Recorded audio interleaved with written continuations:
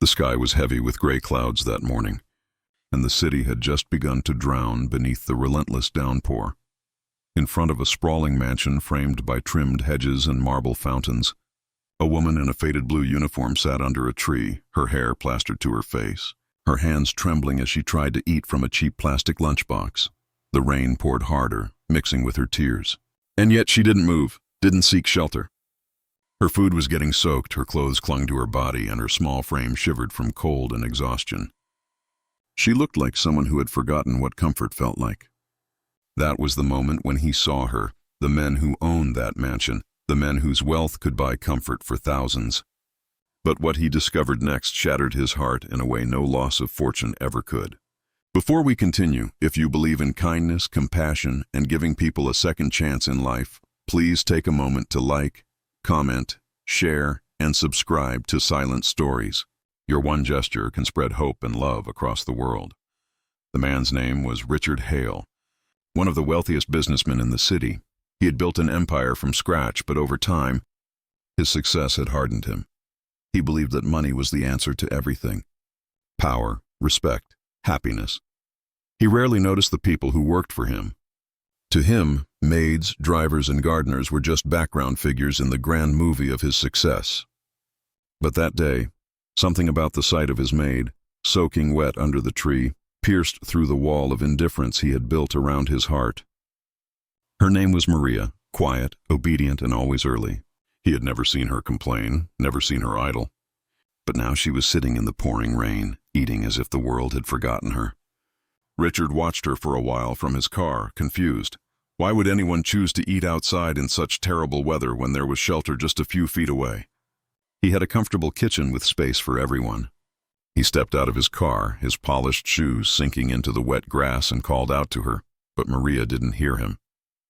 Or perhaps she didn't want to. When he finally approached, she quickly tried to stand, wiping her face and hiding her food as if she had done something wrong.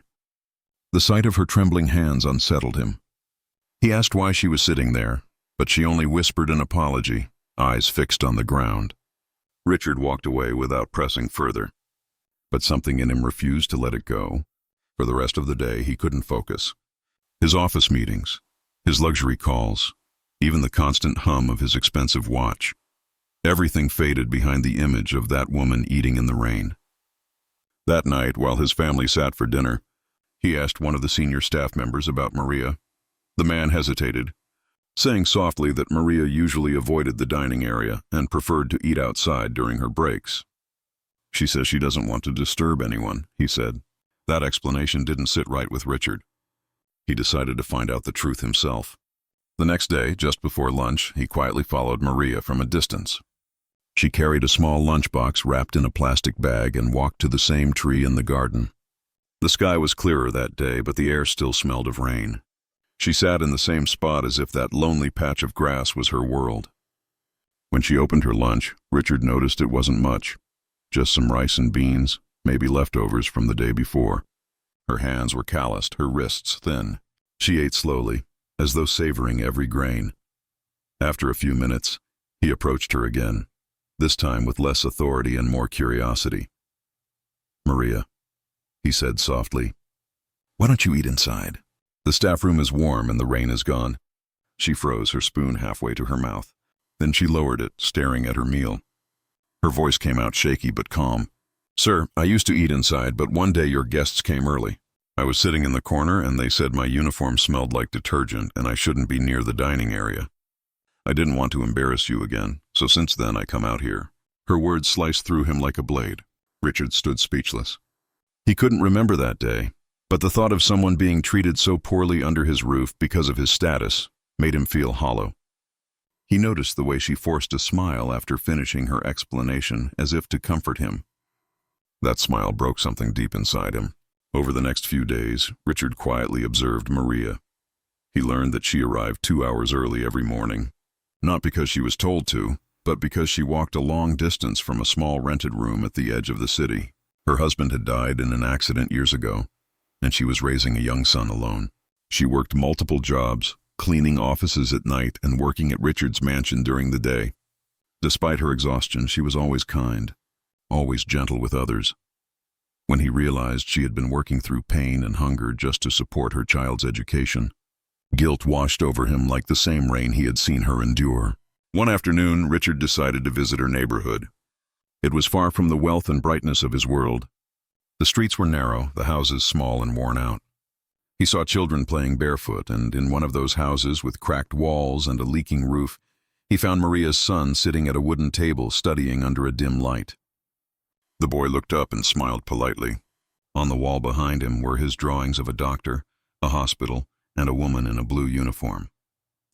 Richard realized the boy's dream was to become a doctor so he could help people like his mother. That night, Richard couldn't sleep. He stared out his window, watching the city lights flicker in the distance. He thought about how he had built skyscrapers, but had never built kindness. He had millions in his bank account, but nothing that truly mattered in his heart. The next morning, he called Maria into his office. She stood nervously, unsure if she had done something wrong. But instead of scolding her, Richard handed her an envelope. Inside was a scholarship approval for her son, fully funded until graduation, and an offer letter for her to manage the housekeeping team with a higher salary. Her hands trembled as she read the paper, tears falling freely. "Sir, I don't know what to say," she whispered. Richard looked at her and said quietly, "You don't have to. Just promise me you'll never eat in the rain again." Weeks passed, and the mansion felt different. The air seemed warmer. The staff smiled more, and even Richard's own family began noticing his change. He spent more time talking to his workers, learning their names, their stories, their struggles.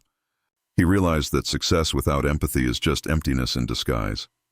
And every time he passed that tree in his garden, he remembered the day his heart had woken up under the rain.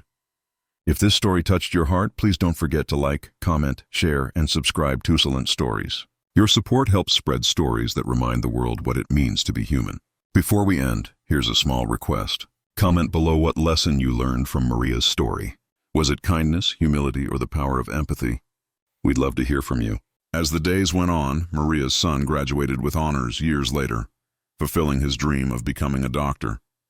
On the day of his graduation, Richard sat proudly in the audience, clapping the loudest. When Maria thanked him, he only smiled and said, "You gave me more than I ever gave you.